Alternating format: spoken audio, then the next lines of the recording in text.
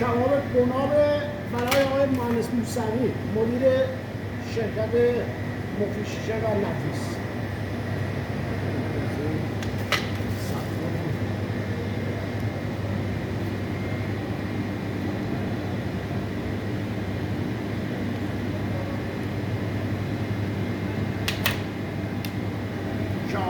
این کباب سلطانی، این کباب برگ، این شیشلیک،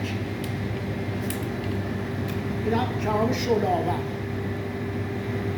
همه برای آقای مهندس موسوی، مهندس طالبی، مهندس مومنی. 6 تا کباب 6 درهم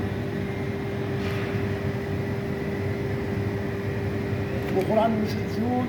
این هم چیپس، سالاد، هویج پخته شده.